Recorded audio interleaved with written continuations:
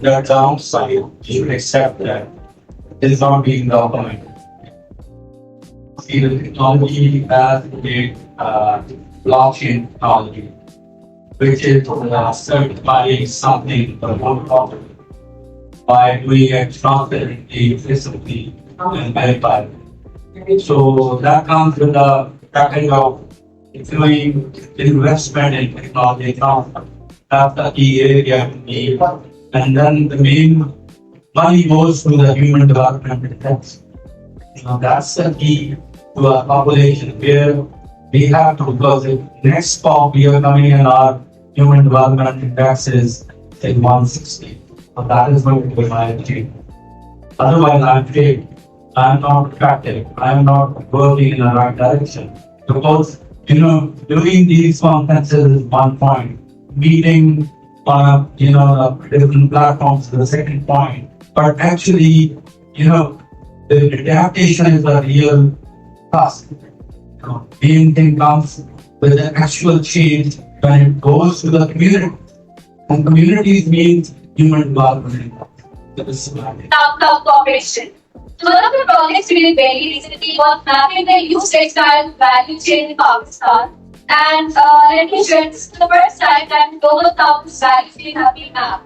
What we found out was that Pakistan is the largest importer of youth textiles that come from Europe, America, even Asian countries. And we are 99% circular. And the entire recycling is mechanical. And it involves those women and youngsters who are not very educated, but they are skilled enough to segregate yarn and thread, and even the zip and buttons are weaves. And there is a very high probability that a Zara jacket may be sent to Pakistan has been reconverted to a jeans that is being worn by somebody in Europe. So then that's a very high probability. We re-export it back to those countries by adding value to it without getting any incentive for the kind of innovation that we are producing in Pakistan. Plus, this is our prices in African countries, but not in Pakistan, because we recirculate the textiles, as Dr. Ayasuddin mentioned. We reproduce it in the form of a yarn that gets utilized by the textile and even the local textile industry in Pakistan. Now you can see how the youth works. About 70% youngsters in Pakistan who are full of brilliant ideas and invention now, circular economy, textile, etc. They do not have access to these e-commerce platforms sometimes, like Amazon, etc. They require capacity to support. Why not establish joint platforms where those youngsters and SMEs and startup companies are supported directly? And within, whether there are 3 countries from South or 2 countries or 4 countries or multi-country, I think that should be established, and then you will be in a position to bargain at global north level where you are requiring finance, how much you are able to do, and where the development partners can invest. So that's all from me. Thank you for this opportunity to represent Fashion Revolution Brazil. We are a non-profit civil society organization, and we are working to promote transparency. And we believe that the transparency is the path for the change. So we have the Fashion Transparency Index. That's a very important project that happens globally, but it also happens here in Brazil. This year, for the first time, we focus on climate issues. So it is fundamental to understand what are the commitments from the brands, so we can demand change with small brands and producers. I believe we need more investment. So sport and all kinds of sports. So educational support and mainly financial support as well.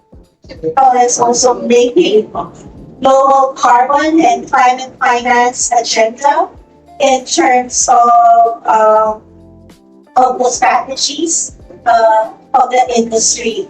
So if you read textile decarbonization projects under the Pakistan's new carbon market policy, which I congratulate you on, that we established last year, perhaps also develop a sectoral NDC, because much of what multilateral development banks actually has is that we have to align with the NDCs and the NAMs of countries. So if textiles and garment industries are actually part of that priority sector under the NDC, it's something that will make it more easy for us to develop that kind of investable project. And I'll stop there. Thank you very much. So very happy to be here. Thank you for that presentation. And it's really wanted to really complete there for this technology for state collaboration program. So at UN, you will see we have the years now, it's 7 years, we have completed national industry. Grants, but also manufacturing industry associations to come together and identify a common narrative for what it would look like to investigate also Paris agreements each department. At the Paris Charter has these overarching targets as determined with science, but then there's also requirements around transparency and accountability. And then there's a number of principles which really are not so much about the individual company, or as they are about the collective actions. I think it has to be, the data has to be from aid-based to innovation-based cooperation to go south. And as I mentioned, maybe, we can always cite our entry back if we go with other countries around innovation corridor or supporting creators, supporting innovative ideas in the countries. I think only if we support SMEs, the finance will figure it out. Otherwise, it's going to be very vague scenario, just like it has been. So the data has to be very specific. Otherwise, it will be very hard. If you permit, I'd like to speak, Sam, and I invite you to change the place because I select 3 or 4 slides just to summarize what we are doing here in this country. That's very connected. What was presented before all the panelists. So number 1, we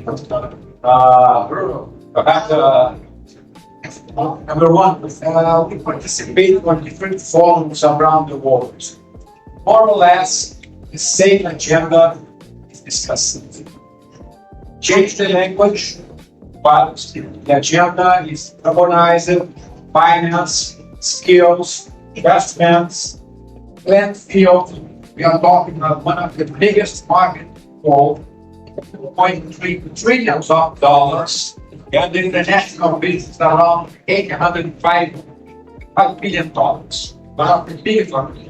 And we reduce this in developed country, and developed country.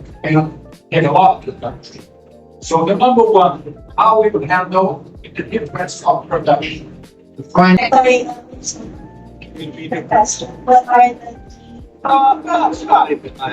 One of the key areas to ensure quality SMEs, how they can participate in more planning and more development. Alright, thank you so much. It's very far from you. Okay, well, I think there's a lot of things, right? I think we have to approach it holistically. So there has to be public or government support to the SMEs, but we also have to provide them tools and mechanisms such as taxonomy, where they can actually, use and apply on how to determine some of their operations as being green. So that's one part. So policy, government support, tools that they can work with. But I think also, again, going back to sustainability, because not just about MRP that has been mentioned before, but also how they meet the standards in the global scale, how they meet their environment safeguards, how they meet the interoperability of having a green economy, how they treat the operations itself. So it has to be a holistic approach from the country and the policy is already established. And of course, Dr. Ayuso 17 has already highlighted some of the solutions that the garment industry, garment and textiles